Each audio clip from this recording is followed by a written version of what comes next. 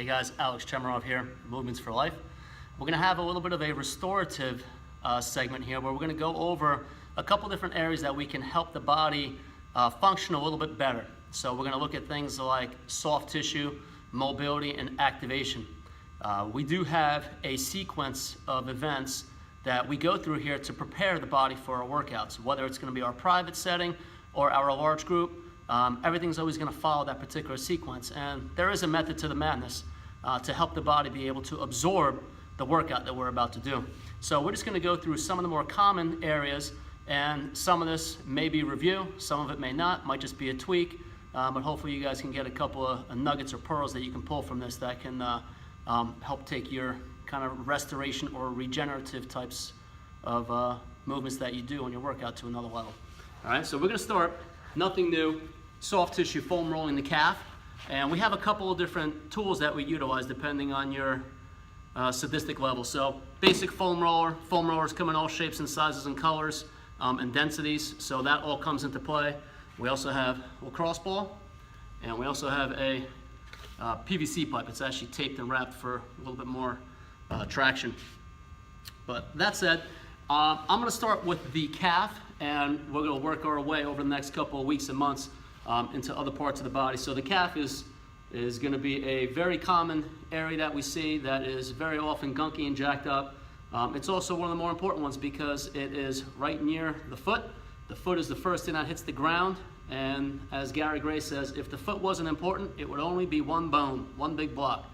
But on the contrary, it's 26. So it is pivotal in creating that chain reaction and taking the world of movement as we know it up into the rest of the body. So I'm going to start with my calf, and a couple of different ways that I can kind of pressure or increase the intensity, whether or not I have one leg on.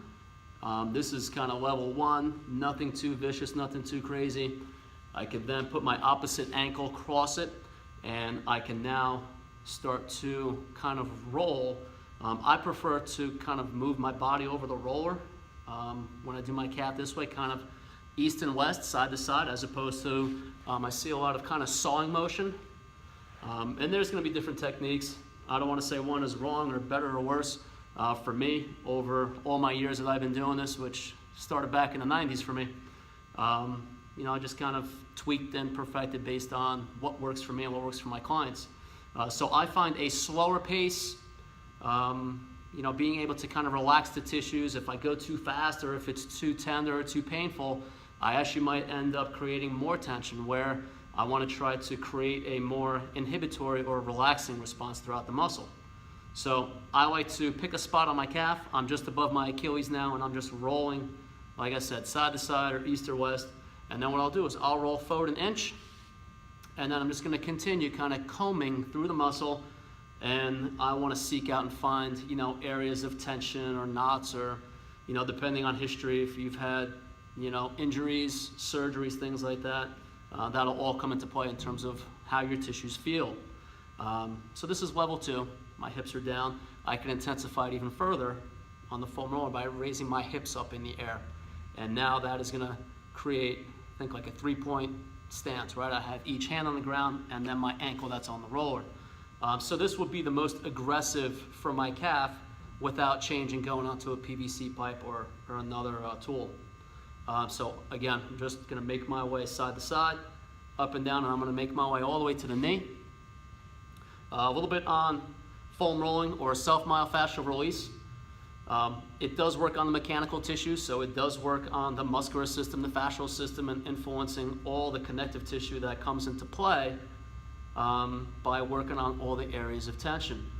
The other more important part is the inhibitory response via the nervous system, because we have receptors that are throughout the muscles and throughout the tendons that are constantly giving input and feedback to the brain, which then has to communicate back. So if I have muscles that are really, really, really tense and short and restricted, they can be really kind of hyperactive, like that, loud kid in class that doesn't really shut up. So we need to kind of calm the tissues down before we do our mobility work. And that's the main reason why we do all of our soft tissue work prior to doing our mobility, is to prepare the tissues for mobility. So it's not just mechanical, it's very neural. there's a little bit of a Pavlovian response for our clients in that, you know, it tips their mind and gets them prepared for the workout. So there's consistency, there's predictability with our soft tissue work, our mobility work, and our activation, which just primes the body and the mind and gets ready to do the work. All right, so there's the calf. Work through obviously both sides, and we like making our way from the ankle up to the knee and then back down again.